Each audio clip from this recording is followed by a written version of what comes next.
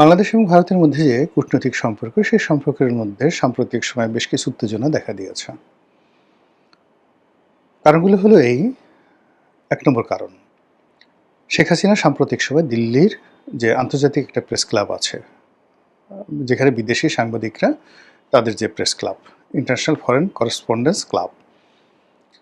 তো সেই ক্লাবে শেখ হাসিনা ভার্চুয়ালি একটা বক্তব্য দিয়েছেন, সংবাদ সম্মেলন করেছেন, যে ব্যাপারে বাংলাদেশে নিযুক্ত ভারতীয় রাষ্ট্রদূত মিস্টার দীনেশ ত্রিবেদী তাকে মোটামুটি ডেকে আনা হয়েছে বাংলাদেশের যে প্রধানমন্ত্রী পররাষ্ট্র উপদেষ্টা তার দরবারে, এবং সেখানে তাকে বেশ একটা অন্যরকম, এটা না দেখলে বোঝা যাবে না বাংলাদেশ যে এখন কোথায় চলে গেছে।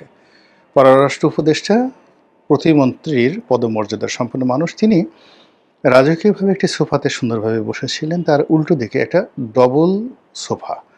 মানে নর্মালি এ ধরনের যে কৃষ্টি এবং কালচার হয়, আপনি যখন কোনো সম্মানিত লোকের সাথে বসবেন, তো সেখানে সমপর্যায়ের চেয়ার থাকে। আপনি যদি একটা সিঙ্গেল সোফাতে বসেন, আপনার অপোজিটে আরেকজনকে সিঙ্গেল চেয়ারে বা সিঙ্গেল সোফাতে আপনি দিবেন। আপনি যদি চেয়ারে বসেন, তার জন্য ঠিক সিমিলারলি একটা চেয়ার রাখবেন, মধ্যে একটা টেবিল থাকবে। এটা হলো একটা কার্টেসি। ২ নম্বর হলো যে আপনি কার সঙ্গে বৈঠক করছেন। যদি আপনার সাথে তার পদ মর্যাদা বেশি থাকে, তাহলে সেখানে আপনার ড্রেস কোড, আপনার বসার ভঙ্গি, আপনার দুপা কীভাবে রাখবেন, আপনি ক্রস লেগ করবেন কিনা, পায়ের উপর পা তুলবেন কিনা, আপনি হাত কোথায় রাখবেন, এগুলোর একটা ডিপ্লোম্যাটিক ভাষা রয়েছে। সেই দিক থেকে যিনি বাংলাদেশের পক্ষে ছিলেন, তিনি মন্ত্রী নন, উপদেষ্টা, মন্ত্রী নন, প্রতিমন্ত্রীর মর্যাদা সম্পন্ন।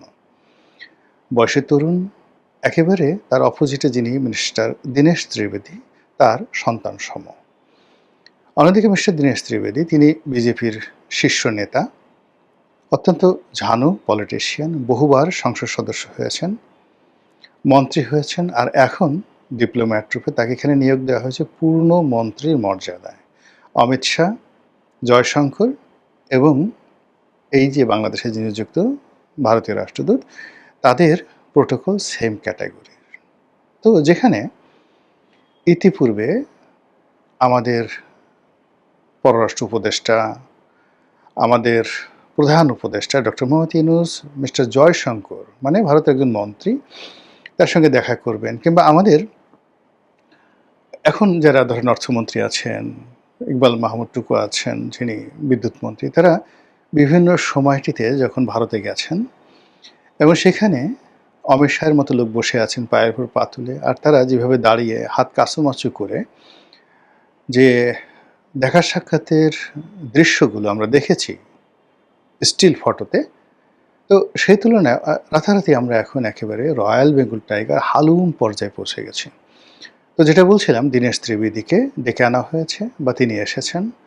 তারপরে সরকারের যিনি পররাষ্ট্র উপদেষ্টা, তিনি বসেছেন একটা সোফাতে, তার উল্টো দিকে একটা ডবল সোফাতে।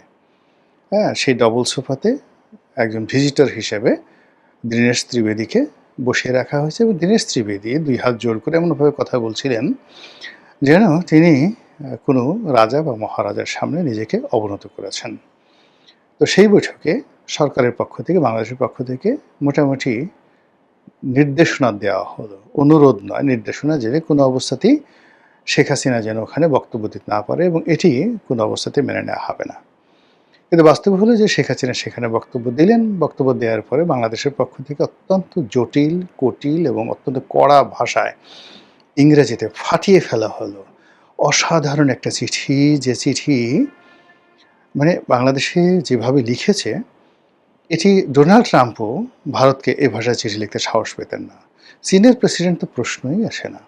তো এইভাবে চিঠি লেখা হয়েছে, এবং চিঠিকে আরও শানিত করার জন্য, আরও ক্ষুরধার করার জন্য, আরও উত্তেজনা ছড়ানোর জন্য মোটামুটি ৯ বার, 9 টাইমস এই চিঠির ভাষা পরিবর্তন করা হয়েছে বলে বিভিন্ন ইন্টারনেটের যে প্ল্যাটফর্ম রয়েছে সেখানে খবর আসছে। এবং বারবার ওই যে পররাষ্ট্র মন্ত্রণালয়ের যে চিঠিটি, সেটা নাকি একবার দেওয়া হয়েছে ইন্টারনেটে, তাদের যে পেজগুলো আছে সেই পেজে, তারপরে আবার পরিবর্তন হয়েছে, এভাবে পরিবর্তন হয়েছে, এভাবে ৯ বার পরিবর্তন করা হয়েছে। বুঝেন যে সরকারের রাগ কতবার। আমরা যখন একজনকে বলি যে তোকে একটা থাপ্পড় মারব, এটা হলো প্রথম রাগ। পরে মনে হলো না, শুধু থাপ্পড় হবে না, বলা হলো যে তোকে একটা চটকানি মারবো, একদম কান পট্টি ফাটিয়ে ফেলবো, বরিশালের আঞ্চলিক ভাষায় কানসা ফাটিয়ে ফেলবো। ২, ৩ নম্বর হলো যে না, কানসা ফাটানো হবে না, তোকে এমন একটা চটকানি মারবো তুই চিত হয়ে পড়বি, তারপরে তোর পিঠের উপর একটা কেনু দেব, একদম রওয়া পড়া কেনু, বরিশালের ভাষায় রওয়া পড়া কেনু, সেটা মারবো। তারপর আপনার রাগ কমলো না, এরপর আপনি একের পর এক ভাষা শক্ত করতে থাকলেন। তো সেক্ষেত্রে আসলে ৯ বার পরিবর্তন করে কী ধরনের শব্দ সেখানে ব্যবহার করা হয়েছে, কেন করা হয়েছে, সেই জিনিসগুলো হয়তো যারা এক্সপার্ট ডিপ্লোম্যাট তারা বলতে পারবেন। কিন্তু আমার কাছে মনে হয়েছে যে বারবার শুধু বাংলাদেশের যে ক্রোধ, তার যে বিরক্তি, সেই বিরক্তিগুলো ভারতের কাছে প্রকাশ করা হয়েছে এবং ভারত সেটা পেয়েছে। পাওয়ার পরে ভারত